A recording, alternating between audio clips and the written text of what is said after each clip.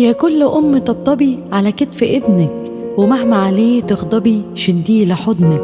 خليه يشوف في عينيكي حب، علميه ازاي يحب.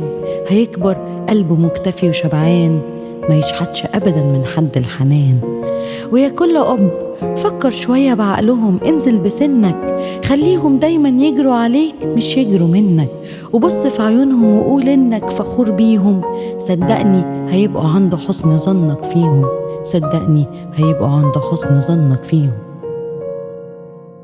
وهتحصد الحب في حياتك وكله يتجمع حواليك. لما حلوة من قعداتك قاعدين تحت رجليك. وهيحصدوا في قلق بسيط من ولاده، يا بابا أرجوك خد الدواء في ميعاده.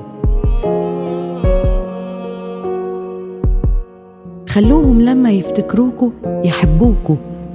لمسني لما بابا مرة قال أبويا أي حتة في جسمه تلمسها تحس بالأمان. جميل لما العمر يجري ولسه بتحكي عن باباك، تتكلم من قلبك يطلع الطفل اللي جواك. وكأن الشعر الأبيض فجأة داب، تجاعيد وشك اتحولت نضرة شباب. وكأني لسه اخد مصروفي من جيب أبويا، ولابس شنطة مدرستي بقفل ورايا الباب.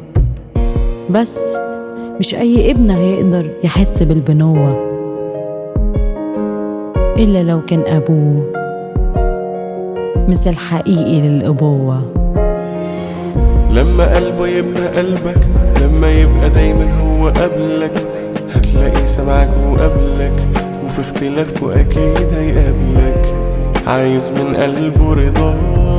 لما فلوسك تبقى ملكه، لما تحتاجه هيشيلكوا، هيسيب الدنيا وهيجيلكوا. لما يحس ان انتوا واحد، قلب واحد، دم واحد، وانه كان اهم واحد، هيفضل طول عمره يدعيلكوا. انتوا مش باقيين، مش مخلدين، انتوا مش عايشينهم. بلاش قساوة، بلاش تشدوا، سيبوهم يعيشوا سنهم. وما تبقوش انتوا عائق، كفاية حروبهم مع نفسهم. وبكرة يعقلوا ويدعولكوا في السجود من قلبهم، وبكرة يعقلوا ويدعولكوا في كل سجدة من قلبهم.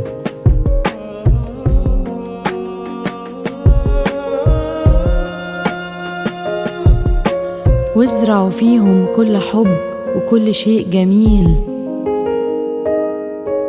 خلوهم يفتكروكوا بعد عمر طويل،